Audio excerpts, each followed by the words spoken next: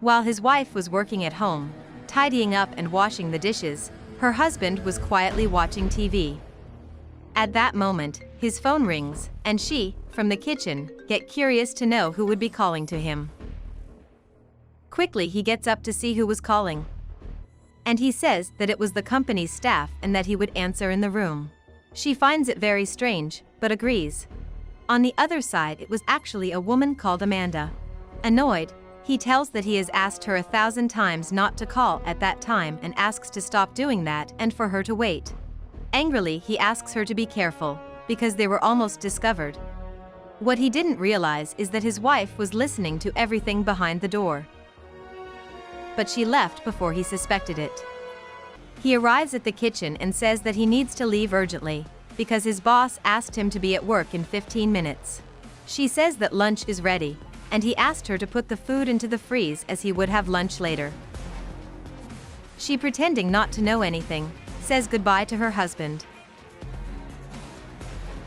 Hours later he comes back, and when he finds his wife, she asks if he was going to have lunch, and he say no, he was very tired, and that's why he would take a shower and rest. She said that the food is ready, but he said he wasn't hungry, he was just tired.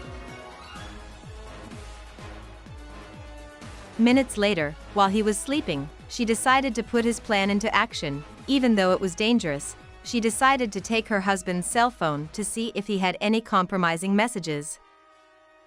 She arrives very slowly and takes the cell phone.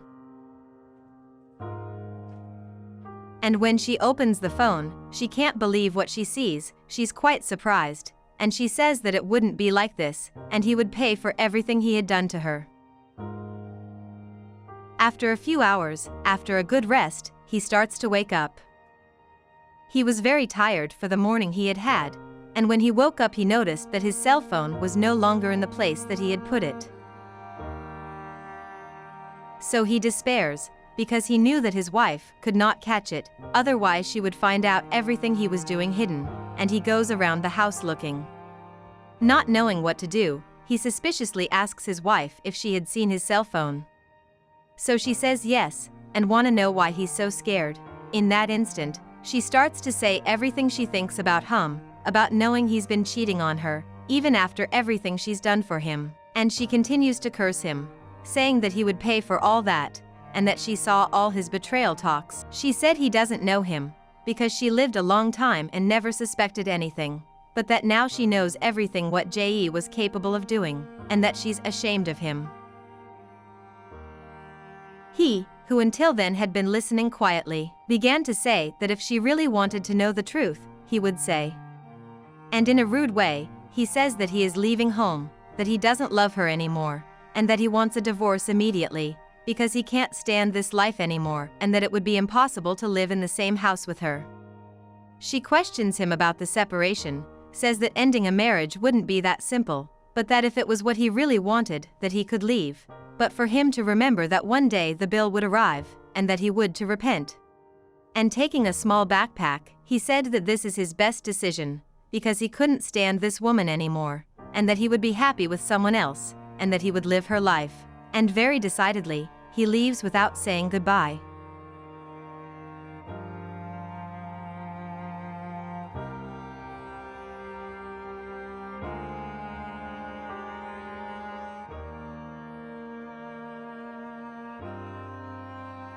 One year later, not knowing what to do, as it was already night and it was very cold, he decides to go to his ex-wife's house and ask for help, because only she could help.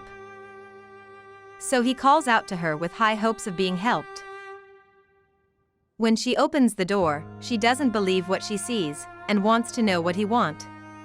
He then, looking desperate, asks her to let in with his daughter, that it would start to rain, and that he just wanted to talk for a moment.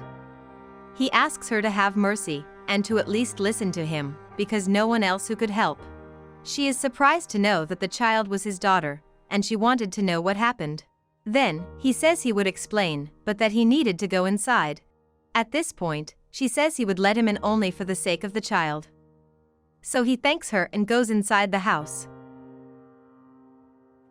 Sitting on the couch, he starts to explain himself, says that when they separated he ended up getting involved with another woman, and that from this relationship, they had a daughter, but that, unfortunately, she had died. He continued to explain that after the death of his daughter's mother, he had been left without a place to live, as his family had never accepted their relationship. He also said that they did not even accept the child, and that was why he was practically living on the streets. After saying all this, he asks her for help, saying that she would be the only person who could help him at that moment, that he would need her for just a few days until he sorted out his life, and that despite what happened to the two of them, she should have compassion, because the only person who could help at this moment would be her.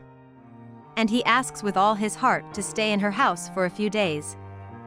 She replied saying that life was like that, and that we reaped what we sowed, and that he was reaping what he had sown.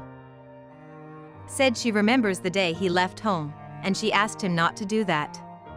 She continued saying that she was sorry for what had happened to the mother of his daughter, and to the child who in that story was innocent, but who would not accept him back in her house. She said that could even help take care of the child, but that he would not return.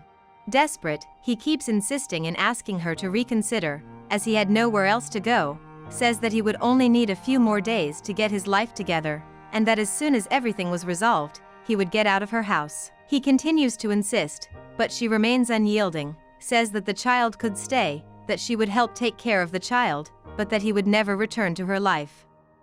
And she made it very clear that she is only helping because of the child, who is still very small and doesn't deserve to go through all this. He is very sad, but grateful, because at least she would help take care of the child. He said that at dawn and during the week he would look for a new job, and that in a few days he would come back to pick his child, so as not to bother her so much.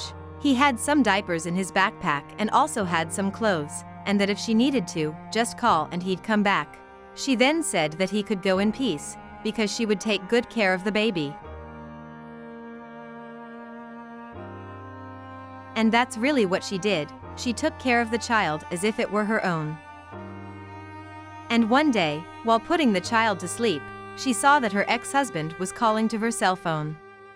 When she answered, she wanted to know why he had disappeared for a few days without seeing his own daughter. And to her surprise, he said that he would need to leave the country to work.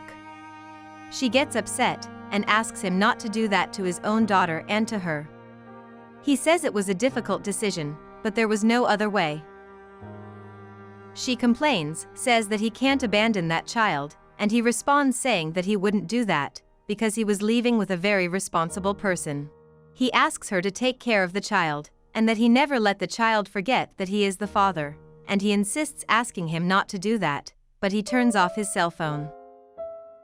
When hanging up the phone, she is desperate, not knowing what to do with that child who was now totally dependent on her, and she is wondering what she will do.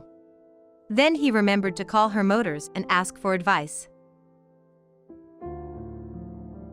Almost crying, she tells her mother that she doesn't know what to do, that her ex-husband left a baby in her care, that he abandoned this child with her to live in another country, and that she didn't know what to do and said that would only have two options: adopt the baby or hand over to a government agency that takes care of children.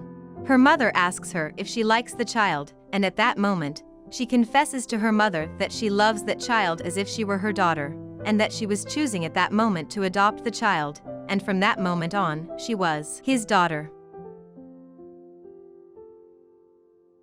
Quite decidedly, she goes back and says that she will keep the child, and hangs up. Very emotional, she hugs the child and tells that she would now be her mother, and that no one would ever take out of her arms. And you in my place, what would you do with this child?